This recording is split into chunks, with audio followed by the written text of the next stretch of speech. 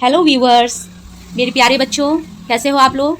I hope आप लोग स्वस्थ होगे, मस्त होगे और अपने अपने स्टडी में व्यस्त होगे। तो दिस इज़ निहारिका। आज हम लोग क्लास 9 का पेपर सॉल्व करते हैं। क्वेश्चन पेपर जो अभी आप लोग का हाफ ईयरली एग्जाम हुआ है उसका क्वेश्चन पेपर इंग्लिश का सॉल्व करते हैं। चलिए तो स्टार्ट करते हैं। आपका पहला क्वेश्चन है, too many people too few trees. ये क्या है? ये शॉर्ट स्टोरी है या ऐसे है या पार्ट ऑफ ड्रामा है, ठीक है, या ऑटोबायोग्राफी है।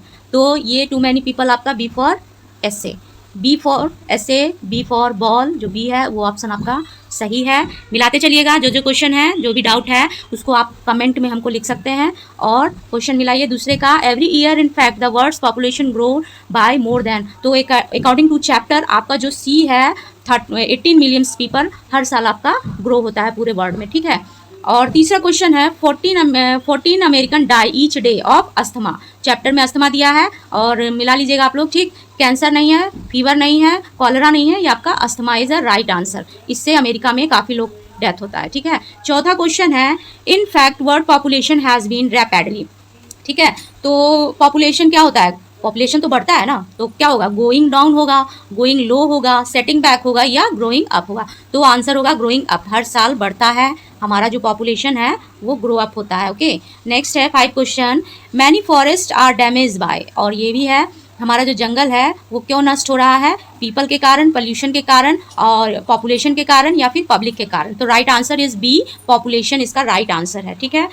फिर ये आपका है चौथा, 5 चैप्टर्स आपको लिया गया है। नर्सिसस वाज अ हैंडसम। तो नर्सिसस देव आप लोग ने चैप्टर पढ़ा था नर्सिस के बारे में। ये एक बहुत ही सुंदर और हैंडसम मैन था, यंग मैन। तो C is a right answer, C is a right answer. Young man इसका होगा। नर्सिसस क्या था? एक यंग मैन था, ठीक। 7 का होगा, इको एंड नर्सिसिस इज फ्रॉम। तो ये क्या है? इको और नर्सिसिस जो हम लोग ने कहानी पढ़ी थी, ये एक मैथोलॉजी है या साइकोलॉजी है या फिर फिलॉसफी है या पैथोलॉजी है। तो ये एक प्रकार का क्या है? ये एक प्रकार का माइथोलॉजी, आपका ये एक पौराणिक कथा है, ठीक।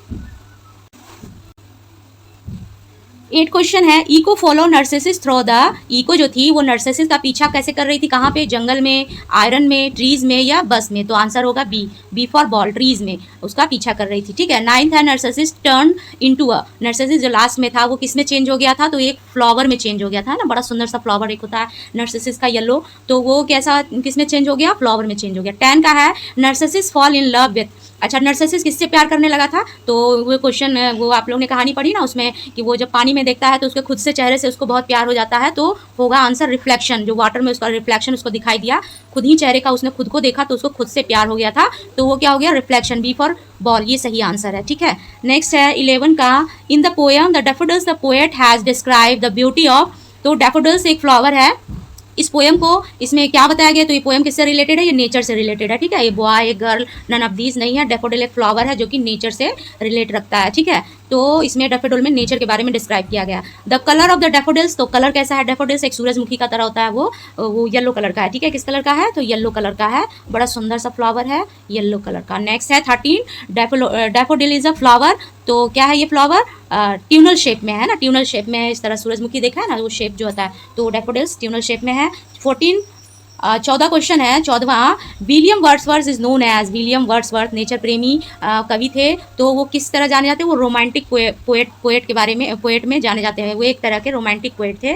वो हमेशा नेचर का और रोमांटिक पोएट थे, बहुत अच्छे पोएट थे। The daffodils are compare with. Daffodils को किससे कंपेयर किया है? तो एक स्टार से कंपेयर किया गया है, ठीक। नेक्स्ट क्वेश्चन है, द पोएट ऑफ साउंड, ठीक है। जो पोएट ऑफ साउंड, जो एक साउंड आपका पोयम है, उसके पोएट कौन है? तो उसके पोएट हैं रजनी पारुलेकर, ठीक है, रजनी पारुलेकर। नेक्स्ट है 17, autumn has been mention in the. किससे है? ऑटम, साउंड से। आपका जो साउंड पोयम है उसमें ऑटम के बारे में बताया गया है, पतझड़ के बारे में। 18 क्वेश्चन है, the wind knows everyone that happen to the trees, ठीक है। ट्रीज है, सी फॉर कैट, ये आपका सही आंसर है, मिला लिए। 19 का है, the cutting of tree compels the half to cry, ठीक। जब पेड़ पौधों की कटिंग करते हैं ना, तो वो भी एक तरह का ह्यूमन बीइंग है, उसको भी दर्द होता है। तो उसको अगर काट के हटा दिया जाए तो उसके अंदर से भी दुख प्रकट होता है। तो वो क्या करता है? चिल्लाता है, जिसको एक पोएट ने फील किया है और इसके बारे में डिस्क्राइब किया है। पोएम पढ़िएगा तो समझ में आएगा। चलिए 20 क्वेश्चन है, द ओल्ड लेडी वॉज क्या था, मॉर्निंग होगा आंसर, क्वेश्चन पहले का ए होगा, ठीक, ए होगा। और 21 है, he said this is my table. अब ये ग्रामर सेक्शन है, नरेशन है, इसके बारे में पढ़ते हैं, ठीक। जैसे कोई दिया है he said this is my table, तो ही सेड कन्वर्ट नहीं होगा, ही सेड ही रहेगा, तो दिस इज माई टेबल का हो जाएगा, दिस का दैट हो जाएगा, और इज का वाज में पास्ट टेंस में कन्वर्ट हो जाएगा, तो इज का वाज तो होगा ही said that was his table, ठीक। सी आंसर हो जाएगा इसका, मिला लीजिएगा सी। 22वां है, वे Divyanshu said man is mortal, ठीक। दिव्यांशु ने कहा आदमी नश्वर है, ठीक, मॉर्टल मीन्स नश्वर, तो इसका सही आंसर होगा Divyanshu sad that man is mortal, ठीक। ये हमेशा यूनिवर्सल ट्रूथ है, यूनिवर्सल ट्रूथ जो है चेंज नहीं होता है किसी में, इसको हम वाज नहीं कर सकते, तो Divyanshu sad that man is मॉर्टल वही का वही रहेगा, बस आपको ये जो है ये चेंज हो जाएगा स्पीच, बट सेंटेंस चेंज नहीं होगा। Pammi sad I am eating rice, Pammi ने कहा कि मैं चावल खा रही हूँ, तो क्या होगा, Pammi said that she was eating rice, है ना, सी वॉज ईटिंग राइस, तो इसका आंसर होगा B, okay. I said to you, ठीक, ही पनिश्ड हिमसेल्फ, तो हो जाएगा आई सेड टू यू, तो said to you, said to you that he had punished himself, he punished himself, had punished himself, तो C answer हो जाएगा इसका, इसका हो जाएगा सी। 25 है, he said to me do you know English, उसने मुझसे कहा तुम इंग्लिश जानते हो, तो ही आस्क मी, उसने पूछा ना मेरे से, he asked me if I knew English, है ना, ये आपका बी आंसर हो जाएगा। Samrit said I have seen the bird, तो पहला ही ए फॉर एप्पल इसका आंसर होगा। 27 है, सॉलिट्यूड मीन्स होता है अकेलापन, तो इसका आंसर होगा ए फॉर एप्पल बीइंग अलोन, ठीक। 28 का है, 28 का नेवर एंडिंग लाइन्स मीन्स, तो नेवर एंडिंग लाइन्स मीन्स क्या होता है कि आगे भी चलते रहना, तो ये कंटिन्यूअस लाइन, ठीक। द ड्रेन आर, ड्रेन क्या होता है, गंदा पानी जब ड्रेन होता है तो नाला क्या हो जाता है, चॉक्ड हो जाता है।